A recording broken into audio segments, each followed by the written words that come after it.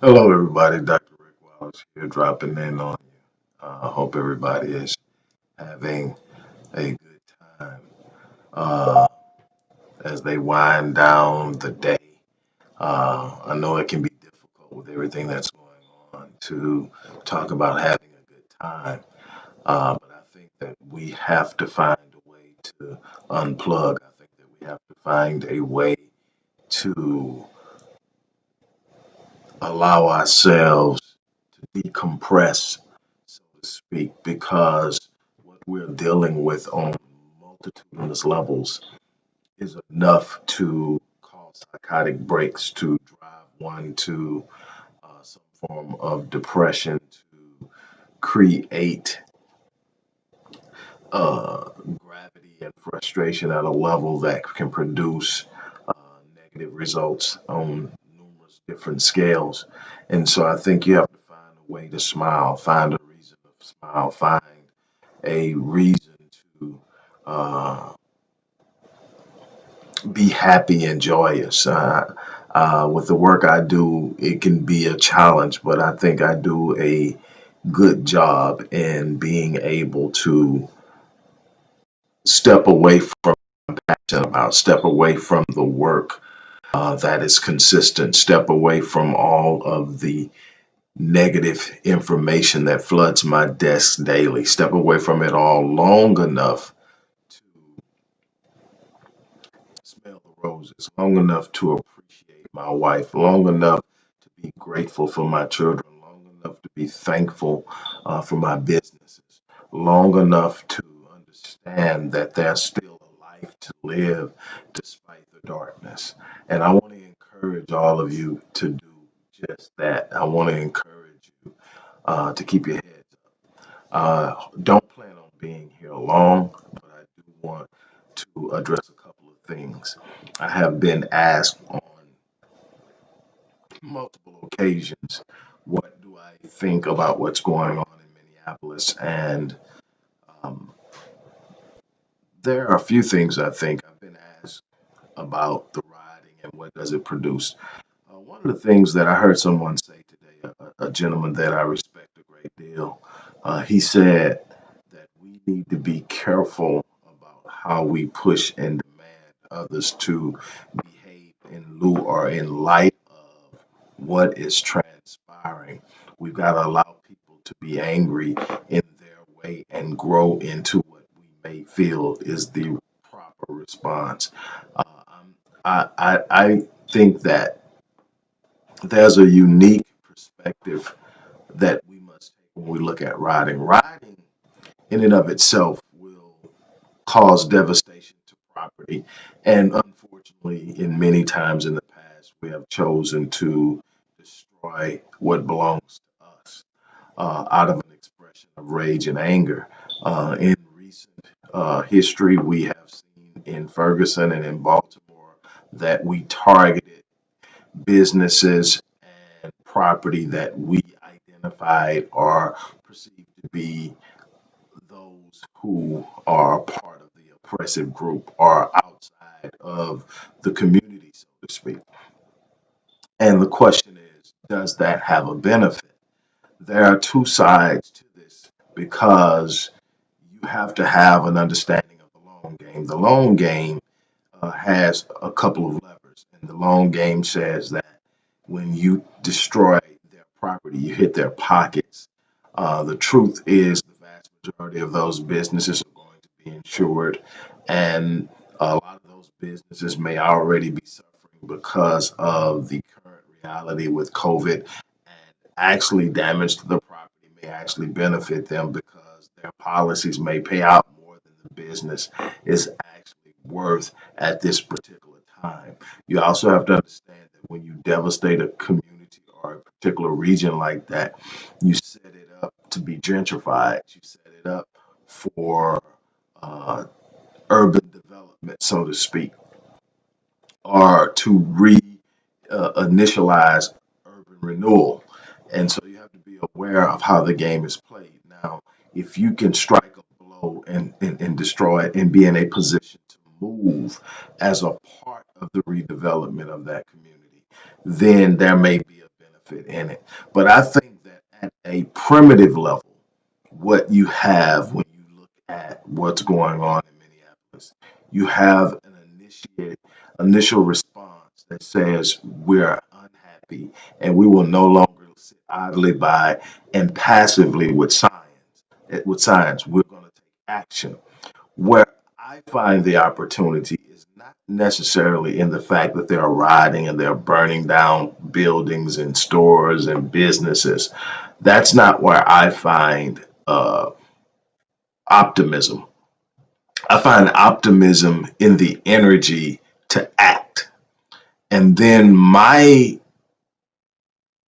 idea or my supposition or my suggestion is this, that there be a movement of leaders, not one person, but a movement of leaders who come together and put their heads together and find out how to redirect that energy.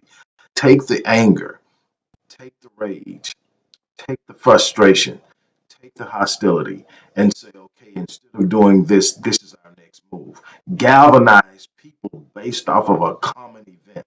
Galvanize people off of this from the sake of a common notion, idea, movement, or focus. Get them galvanized on an idea that we can stop this, that we can change this, that we can actually make our presence felt. It was Dr. Claude Anderson that said that until we learn how to play as a team, we will lose by default.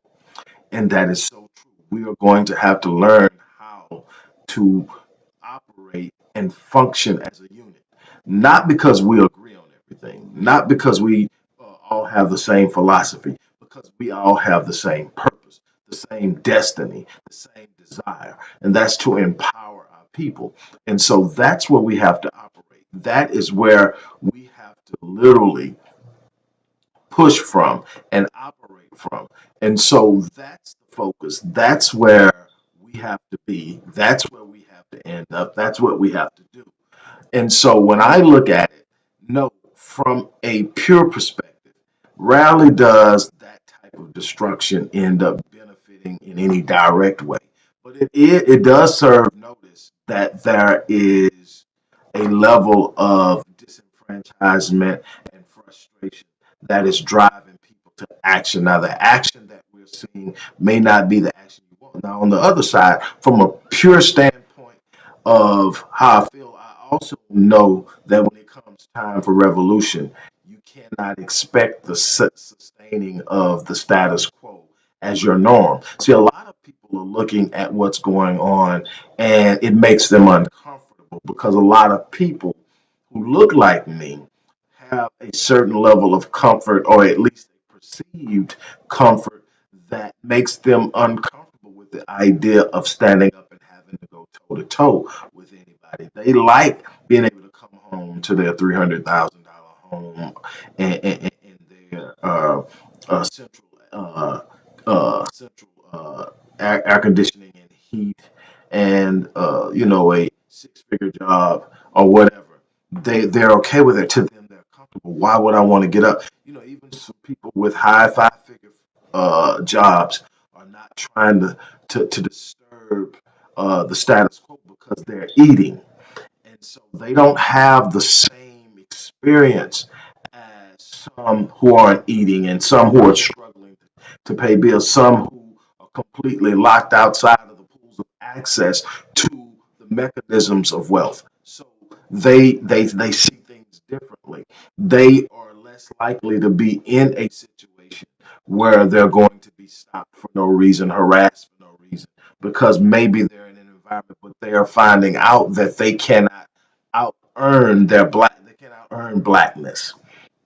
They cannot out relocate blackness. They cannot become socially affluent and separate themselves from their blackness. And so now maybe we're starting to get to a point where we're disenfranchised enough that we are going to be ready to. And my whole thing is, I got into it with a white person a couple of weeks ago who told me because I choose my people solely because they're black, and that I may overlook or bypass friends who are white for the sake of my blackness, that I'm a part of the problem, that I'm a racist, that I'm a person person that is going to burn in hell because of my hatred and anger. My thing is, I actually don't have hatred or anger towards anybody who has not moved against me or my people. I don't have a hatred towards white people. I don't initially or natively trust them, but I have had some that have proven their loyalty to me without a shadow of a doubt. And I've said this. I've said this openly, and I will continue to say it. That despite the fact that they've proven themselves to me openly, I am still black first, and I will always and foremost choose my people. I will not burn anybody that has not burned me, but I am not going to choose anyone over my people. My people need me to be solid with them. It doesn't mean that I'm going to go for some clown that's out there destroying the community. It means that I'm black first. And I was told that I was going to burn in hell. My response at that point was, I have absolutely no problem with burning as long as you motherfuckers burn too. Excuse my French or whatever you want to call it, my profanity, but that was my response. As long as you burn too, I'm good with it. I understand that there's going to be some casualties in a revolution. I understand there's going to be some discomfort in the revolution. I understand that this isn't about switching up some places on a board. This is about literally shaking up the status quo and changing it from the inside out, or completely developing a new way of doing things and making our presence felt from an external perspective. What am I saying? I'm saying that you're not going to move into what they created to destroy you and win. That's not how you're going to do it. It can't keep operating as ill as is. As we went, this entire system is a racial caste system set up for whites to win, and it's institutionalized into every orifice and mechanism within this country. It's in the educational institutions. It's in the employment and workforce. It's in politics. It's in finance. It's in all social elements, even in the church. There's a distinct element of racial caste divisiveness in the church. And whether you want to admit it or not, some of the greatest injustices are coming out of the church. And so, what does that mean? That means that we have to be realistic with ourselves and say, this system cannot work for us. So, when we see the system take a blow, however it is, we shouldn't become frenetic and unglued by that. And so that's my take on that. Another thing that I want to talk about is this young teen, Darrella Frazier, who actually filmed the killing of George Floyd, and all of the people who are online actually saying and bum rushing this baby. She's 17 years old, first of all, and she's a female. So, yes, I'm coming to her aid. I'm coming to her aid. And some people on here actually condemning her because they said she could have done more to stop it. She's 17. She's a female. They just took a full-grown black man, put him down, got him pinned down, and are suffocating him. What do you expect a 17-year-old girl to do in this situation? She doesn't even know where to start. It's not like we've been doing what they've been doing, literally training our children in tactical engagement on a regular basis. Our kids are on their cell phones. Our kids are on their games. Our kids are playing outside while they're training their kids in tactical maneuvers and military science and military strategies. Something as simple as the person who has the elevated position has a strategic and tactical advantage in any type of engagement where there are firearms being used. Something as simple as that. How are we teaching to flank and to move and to take positions, strategic positions in exchange of fire? We aren't. So we can't expect a young girl, a baby, to go out there and rescue a grown man who is in the hands of sanctioned, licensed killers who can really write a story and do anything they want to her. She did what she could from where she was. She gave his family a live video of exactly what happened to their loved one. That's what she could do at that moment. Now, here's the thing that happened, and this is why I'm fighting for George Floyd, despite the fact that it has surfaced that he had a white girlfriend and probably a black girlfriend, whatever was going on. He was doing whatever he was doing. Here's why I'm standing with him, because just like that baby is now saying she's traumatized, she's scared, she's traumatized. And you know, there are people saying, how can she be traumatized? It didn't happen to her. The truth is, there are kids who saw that video after it went viral that wasn't in Minneapolis, wasn't anywhere near the state of Minnesota, and yet they will be traumatized. And for those of you who are going to attempt to interpolate a notion that somehow you cannot be traumatized by watching a video, there's plenty of excellent empirical data that suggest otherwise. Matter of fact, there are right now today, 19 years after 9/11, people who were not even in America but saw that video are being treated for PTSD and complex trauma and dealing with and trying to heal what they experienced. Everybody has a different, what I call traumatic threshold. In other words, depending on what you've been through in your life, what you've seen, what you've gone through, you may be on the verge of just being blown away by any trauma you engage, because you've gone through hit after hit after hit after hit, and you're right there on the threshold. The next event is going to push you across, and it's going to have a magnified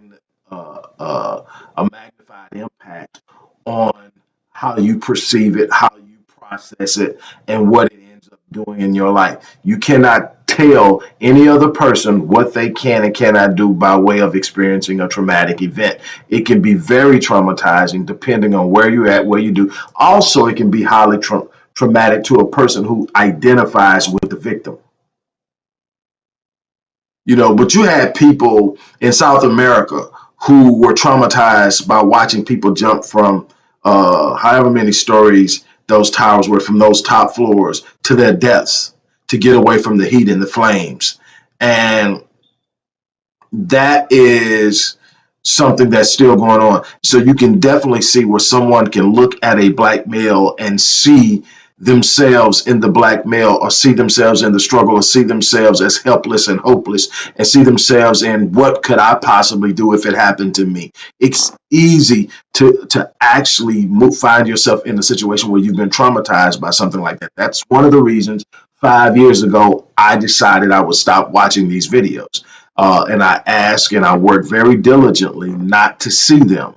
I get the information from a number of different perspectives, from a number of different places and sources and people, and I draw my conclusions from that. And I get very little imagery from it outside of what naturally comes as I'm processing it. But I don't see the actual video. I don't develop a sense of desensitization for it. And I am not traumatized or emotionally or psychologically impacted in a negative way. So what am I saying here is, we've got to do a better job of protecting our children.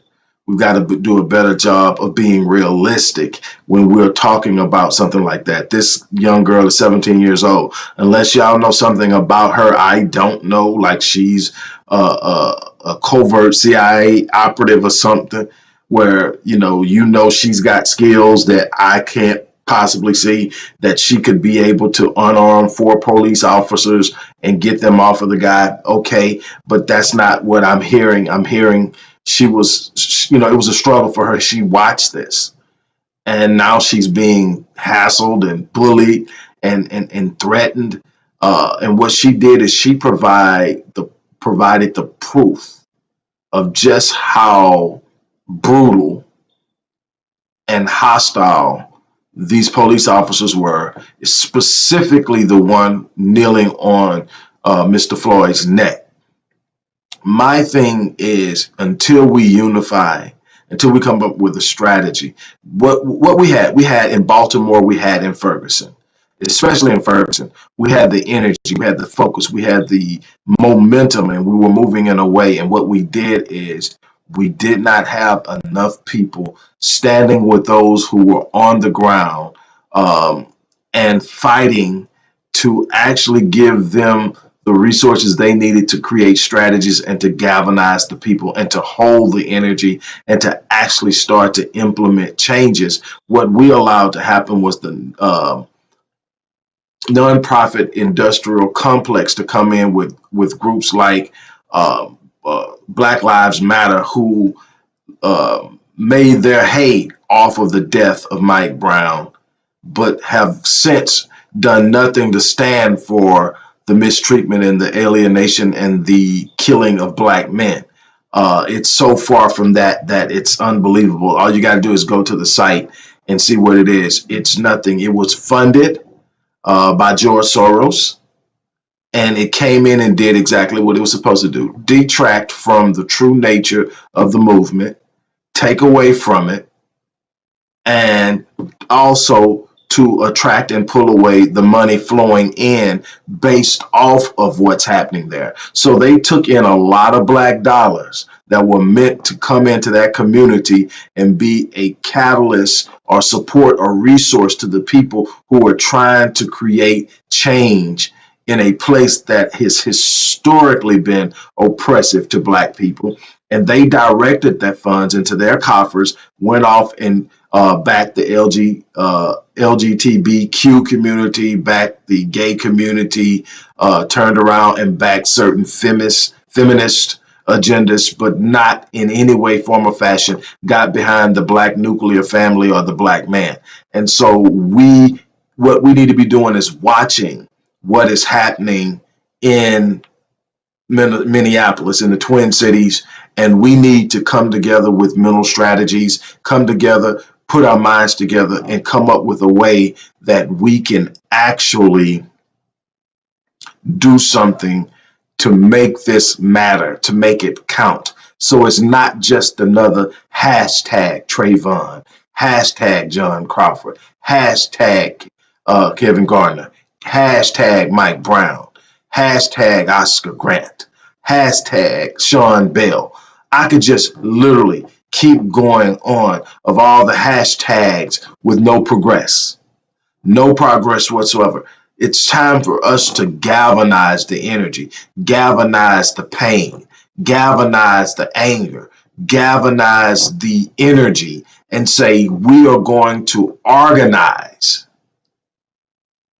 and we're going to strategize. We're going to get past our petty differences. We're going to get past our political and philosophical differences. We're going to come together on one commonality. We're black.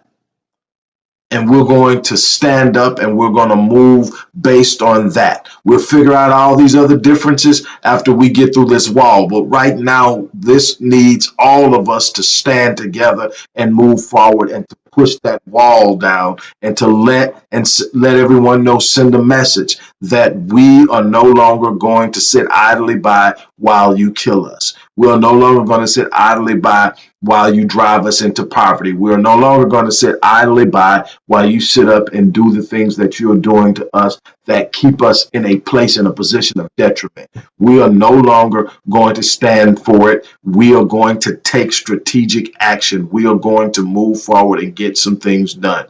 And that's the point I've got to make. Before I get off, I want to remind you that we definitely need your support at the Odyssey Project. If you go off into the description box, you're going to find in the description box, in the first paragraph,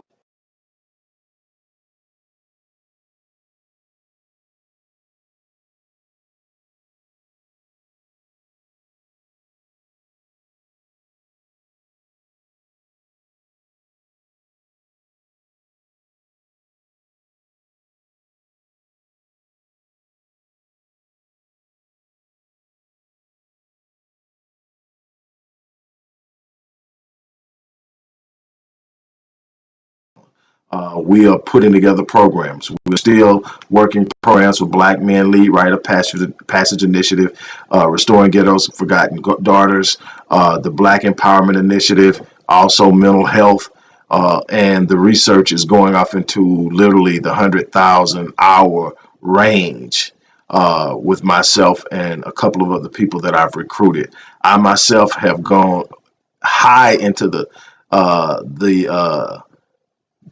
5-digit range in research hours, um, solely based off of what we can do to make our people better. We need your support to continue this endeavor. On that note, look, I'm gonna get off of here. It's almost 9 o'clock. Got to get off, take my meds, get myself together, go spend a little time with the little lady before I call it a day, and then I'm back at it tomorrow. Once again, thank you guys. You have a wonderful day. I'm out of here.